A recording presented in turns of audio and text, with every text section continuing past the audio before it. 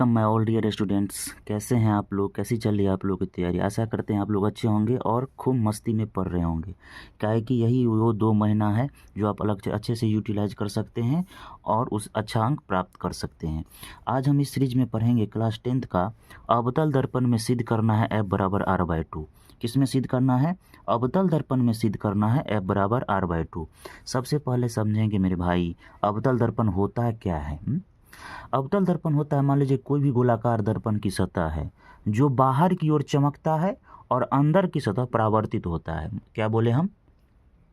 एक ऐसा गोलाकार दर्पण जो बाहर की ओर चमकती है तथा उसका आंतरिक सतह जो होता है वो परावर्तित होता है, अवतल दर्पण कहलाता है। अवतल दर्पण को ही हम क्या बोलते हैं? अभिसारी दर्पण भी बोलते हैं। अवतल दर्पण को अभिसारी भी बोलते हैं। ठीक है, हम सबसे पहले समझेंगे जो अवतल दर्पण होता क्या है। याद रखिएगा मेरे भाई बच्चों, जो अवतल दर्पण और किसी भी इमेज अगर बनाने के एग्ज़ाम में बात आए तो हमेशा याद रखिएगा इमेज आप लोग पेंसिल से ही बनाइएगा। काहे कि एक टॉपर जो है अच्छे अंक इसीलिए प्राप्त करते हैं कि वे सही दिशा में काम करते हैं। ठीक है, हम सबसे पहले अवतल दर्पण बनाएंगे। ठीक है, अवतल दर्पण, तो अवतल दर्पण हम क्या बोल रहे हैं? जिसका बाहर की ओर सतह चमकता है। ठीक है, चलिए एक अवतल दर्पण हम लोग बना लेते हैं। ठीक है, इसका बाहर की सतह चमकेगा, यानी कि बाहरी सतह इसका कलेक्ट किया हुआ रहेगा, कोई दिक्कत नहीं है। ठीक है, इसका नाम दे देते हैं, इसका नाम दे देते हैं M और इसका नाम दे देते हैं M', कुछ भी नाम दे सकते हैं। ठीक है, एक इस पर एक मुख अक्ष है। क्या है? एक मुख अक्ष है। तो मुख अक्ष जो है मीडियम से गुजारिए एकदम सतह से। ठीक है, मीडियम से गुजारिए आप इसको।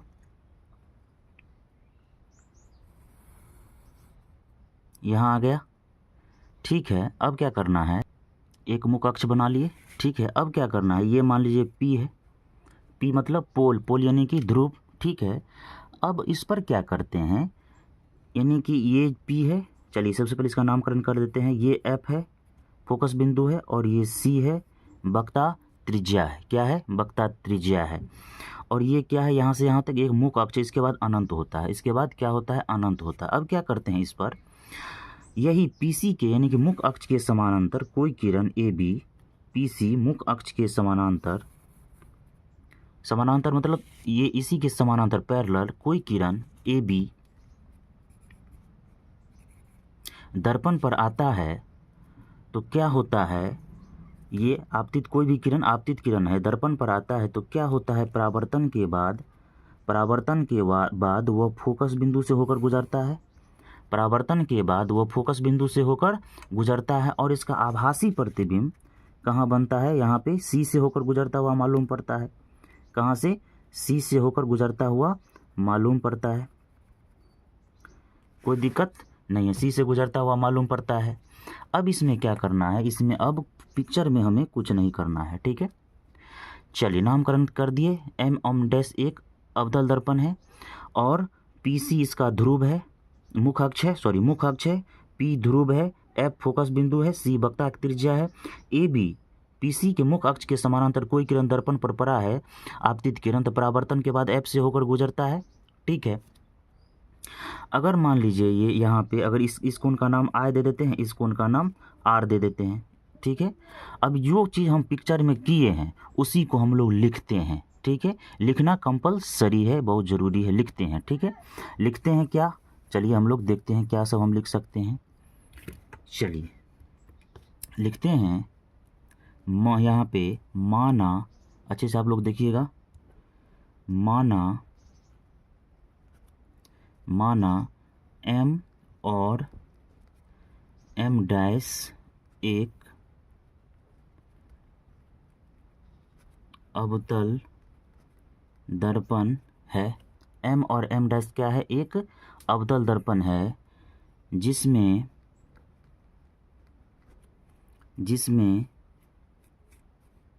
मुख अक्ष PC है तथा जहाँ P ध्रुव, F फोकस बिंदु तथा C वक्रता त्रिज्या है। इतना लिखिएगा। अब हम क्या किए हैं, मुख्य अक्ष के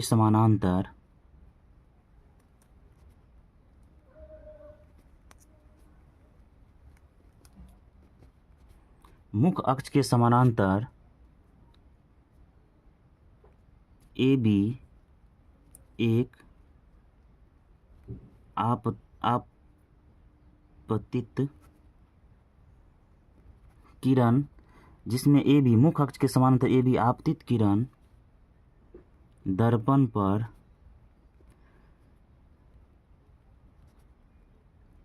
डाला गया है, जो परावर्तन के बाद F से होकर गुजरती है, जो परावर्तन के बाद F से होकर गुजरती है। ठीक है, इतना लिखने के बाद बस इतना हम लोग को डिस्क्राइब करना है। ठीक है, अब क्या करना है, हमें आते हैं नीचे। अब हमें यहाँ पर क्या करना है, परावर्तन के नियम से यहाँ पर लिख दीजिए, प्रकाश के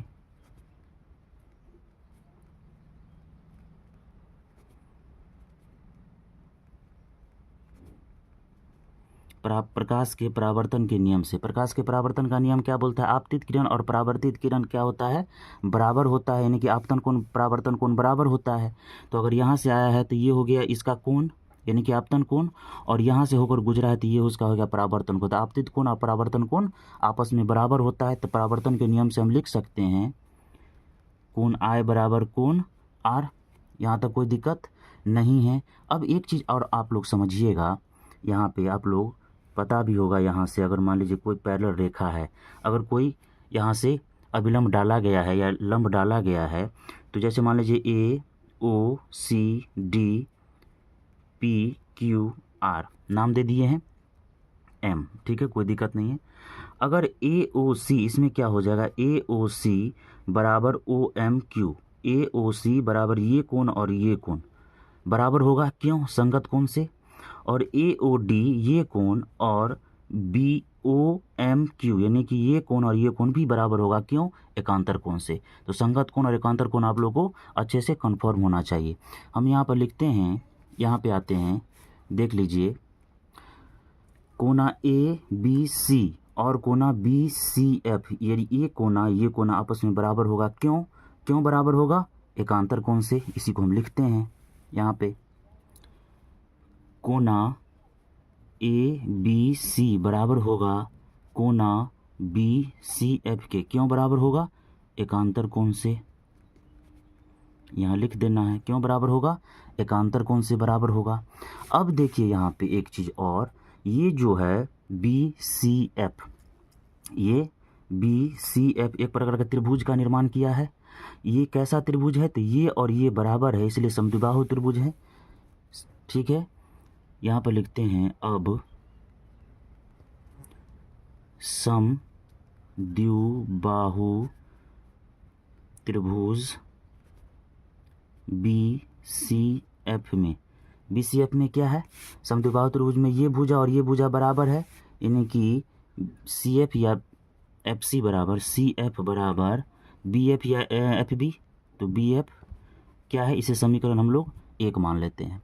ठीक है, अब क्या होगा, यहाँ पे अगर B P के नज़दीक हो जाएगा, करीब हो जाएगा, ये दोनों अगर करीब हो जाएगा तो ये दोनों भी बराबर हो जाएगा। इसको अगर करीब लाते हैं, करीब आ जाएगा तो ये और ये बराबर हो जाएगा।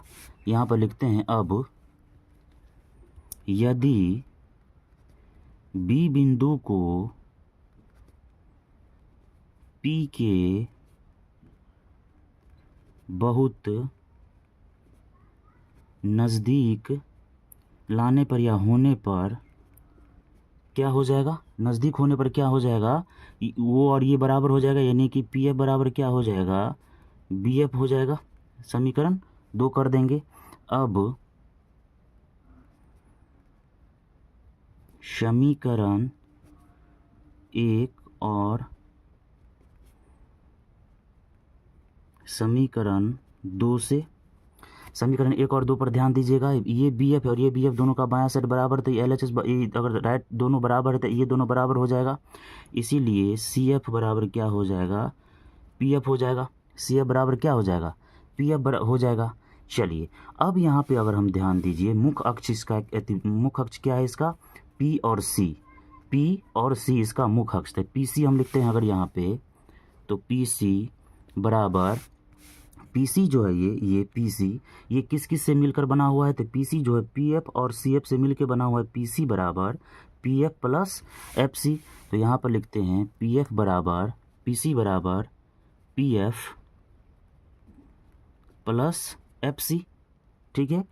फिर यहाँ पे आते हैं पी सी बराबर P F plus F C, F C बराबर क्या है, पी एफ, तो जहाँ एफ सी है सी एफ है वहाँ पर हम पी एफ दे सकते हैं, ठीक है। तो पी सी बराबर क्या हो जाएगा, 2F हो जाएगा। पी सी बराबर क्या हो जाएगा, 2F हो जाएगा। एक बात बतलाइए, पी सी जो है यहाँ से यहाँ तक ये वक्रता त्रिज्या है, ये आर है, क्या है, यहाँ से पी सी जो यहाँ से यहाँ तक क्या है, वक्रता त्रिज्या है, यानी कि आर है।